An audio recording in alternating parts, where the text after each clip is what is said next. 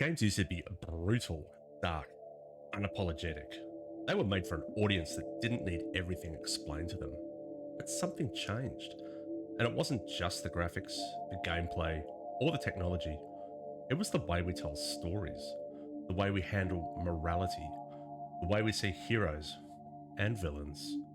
Gaming has changed, but the question is, why? Games weren't always about guiding you through an emotional experience. They used to throw you into the deep end and let you find your own way out. Think about it. Whether it was Dark Souls, Resident Evil, or the Half-Life series, early games didn't hold your hand. They weren't concerned with whether or not you understood the themes, they just wanted to challenge you. But today's games don't just tell stories. They tell you what to think about them. It feels right when she says I act more like a man. Heroes aren't heroes anymore. Villains are just misunderstood.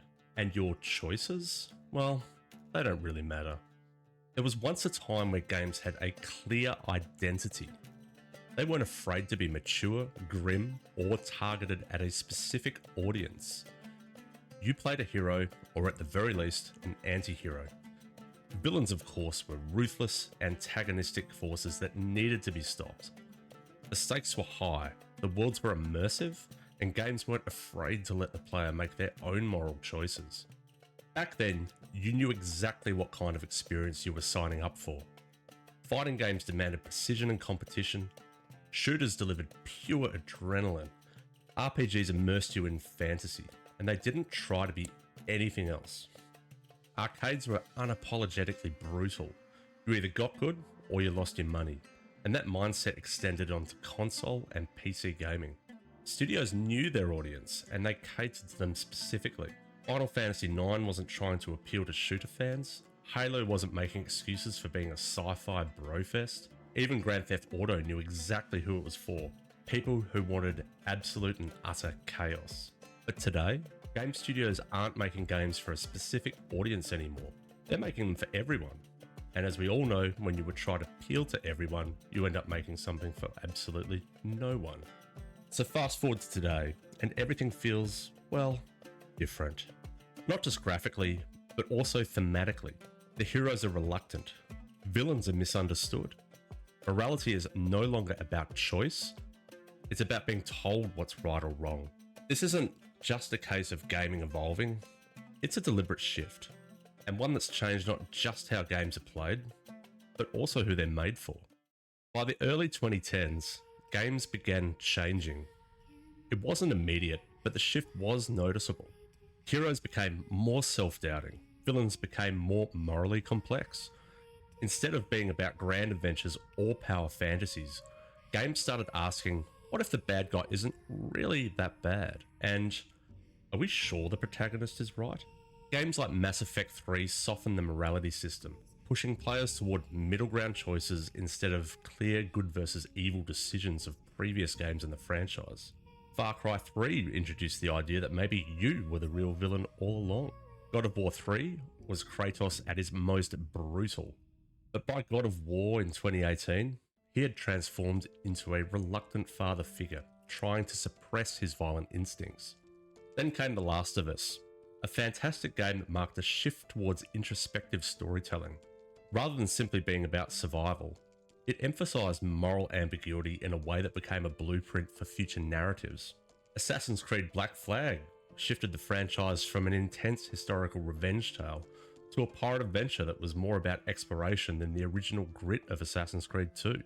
Now, of course, none of these games were particularly bad because of the narrative choices back then. Indeed, it was good to see more complex and morally challenging storytelling that was different from the status quo. However, storytelling has seemingly shifted so great in that direction that unique and compelling storytelling with moral ambiguity became the norm and not the outlier, which in turn led to formulaic and unoriginal storytelling. And the grim, dark, and menacing stories and game design that was so much more prevalent in the late 90s and early 2000s, they slowly began to fade away.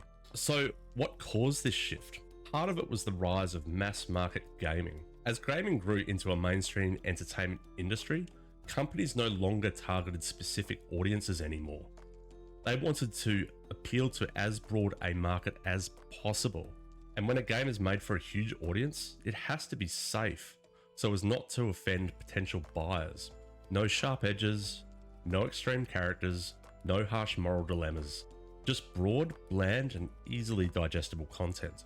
And at the same time, the broader cultural landscape changed itself. Entertainment across the board moved away from clear good versus evil narratives, and the influence of Marvel-style storytelling, quippy, self-aware, and light-hearted, began to seep into gaming.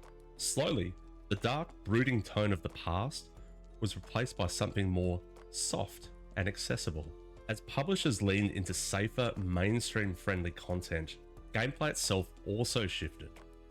RPG mechanics were simplified, choice systems were narrowed, and challenge was often reduced in favour of cinematic spectacle. Games weren't just about playing anymore, they became experiences meant to be consumed. Developers were no longer just making games, they were crafting content designed for engagement metrics. And the shift wasn't just about story, it was about how players interacted with the game. Fewer consequences, fewer failures, fewer risks. Games weren't asking players to struggle anymore. They were guiding them through pre-designed emotional journeys. And as gaming moved into the mid-2010s, another major shift took place. Games stopped allowing villains to simply be villains. Instead, they had to be misunderstood, morally complex, or even justified in their actions. Developers started deconstructing hero narratives, favouring grey areas over the traditional good versus evil dynamic. Take Far Cry 6, where the dictator antagonist is not a ruthless tyrant but a leader with a cause, whose troubled upbringing of forced child labour led him on a path to become what he was. In The Last of Us Part 2, the game forces players to experience the antagonist's perspective, compelling them to empathise with someone positioned as the hero's enemy. God of War Ragnarok further leads into this, presenting Kratos as not as a warrior on a mission, but as a man reckoning with his past, constantly questioning if violence is ever justified. And in broader pop culture, just look at the recent entries into the Star Wars franchise, for instance, where shows such as The Acolyte portray the Jedi as the bad guys and the Sith as marginalised and misunderstood. Now, in isolation, some of these narratives can be compelling and memorable, but when it's simply a case of rinse and repeat, it further outlines how much writers in the entertainment industry are increasingly bereft of original ideas, and instead, plotlines and themes have simply become boring and predictable. But it's not just about storytelling. There is now an active effort to reshape gaming narratives. Companies like Sweet Baby Inc. specialise in narrative consultancy, guiding studios in developing scripts and characters that fit modern cultural perspectives. These consultants influence everything from how characters are designed to what themes should be emphasised in a game's story. This is why we see a shift in how games handle morality. Before, games presented you the world and let the player decide what to make of it. Now, games often tell you how you should feel about an event or a character. This shift from open-minded storytelling to guided moral perspectives is not an accident. It's a design choice influenced by new industry priorities. And another major factor, the push for accessibility, not just in difficulty, but in themes. If a game has a morally grey villain, it invites discussion. But if a game tells you outright that one side is right, it removes the need for debate.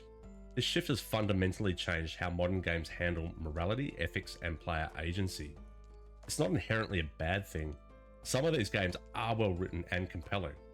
But the question remains, why did this shift happen so suddenly and universally?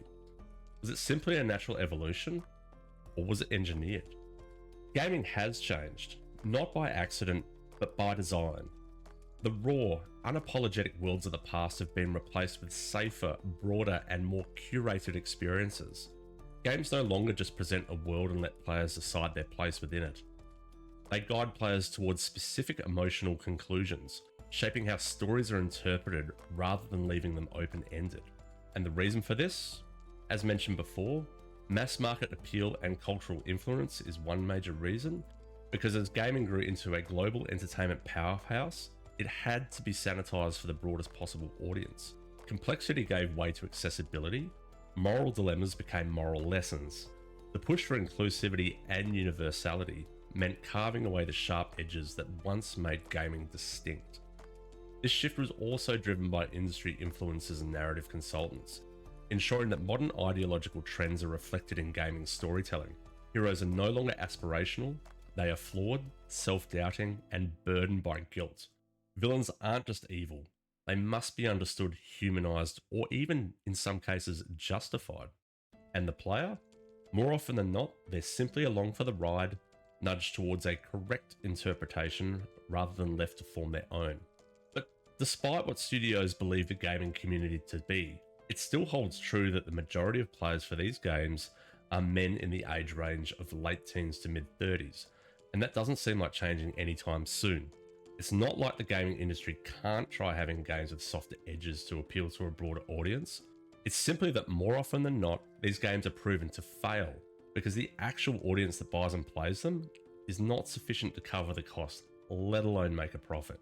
So to answer the question, why has gaming changed? Well, that's because the industry no longer wants to challenge players to question their own thoughts and morals. It simply wants to guide them on what and how to think instead. And with the recent failures of titles in the past 12 to 18 months, studios need to see the writing on the wall and give us what we actually want instead of what they want.